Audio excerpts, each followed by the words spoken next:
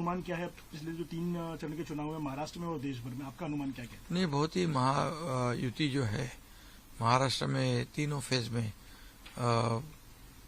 अच्छा strike rate रहेगा और मेजोरिटी में तीनों फेज में महायुति है और पांचों फेज में महायुति बहुत अच्छा परफॉर्म करेगी और ज़्यादा से ज़्यादा सीटें महाराष्ट्र से महायुति जीतेगी और मोदी जी के हाथ मजबूत करेगी और मोदी जी का जो सपना है 400 पार, उसमें महाराष्ट्र की भूमिका भी अहम रहेगी।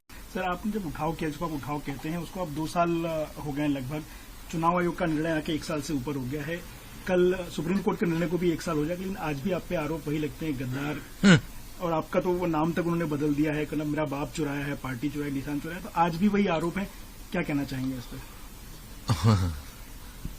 क्या है, उसके लिए जो हमारे को जो शब्द यूज करते हैं वो उनको लागू होता है, क्योंकि 2019 में उन्होंने बाला साहेब ठाकरे जी के विचार को खो दिया, विचार छोड़ दिया।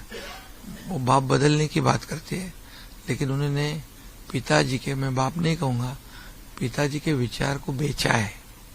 इतना बड़ा पाप किया है उन्होंने, उनको कभी जनता माफ नहीं करेगी।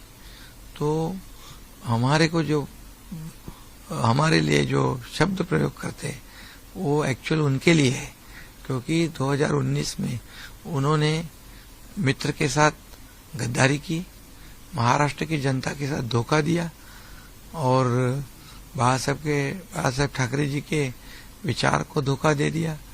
एक मतलब जब चुनाव हम साथ में लड़े थे, हमारी विचारधारा एक थी, शिवसेना और भाजपा की गठबंधन की सरकार होगी ऐसा लोगों का मानना था। लोगों ने इसीलिए वोट दिया था, शिवसेना बीजेपी की सरकार बने, लेकिन लालच में मुख्यमंत्री की कुर्सी पाने के लिए कांग्रेस साथ गए, शरद पवार जी के साथ गए। और ये तो धोखा, बड़ा धोखा है, ये महाराष्ट्र की जनता के साथ धोखा है। ये तो मैं वो शब्द वो इस्तेमाल करते वैसा मैं नहीं करता हूँ।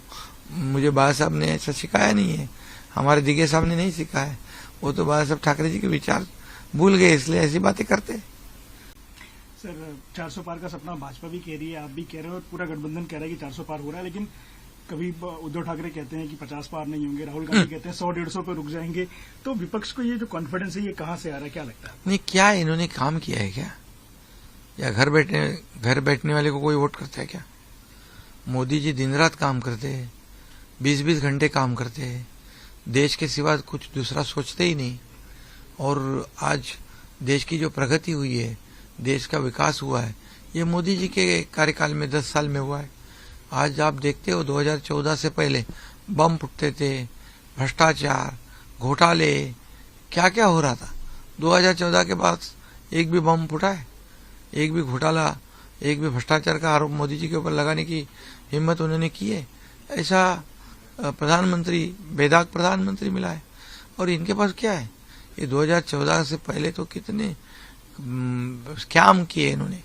और आज जो 10 साल में जो देश में काम हुआ है, 2 साल में हमारे स्टेट में काम हुआ है, तो 50-60 साल कांग्रेस नहीं कर पाई, उतना काम मोदी जी ने किया।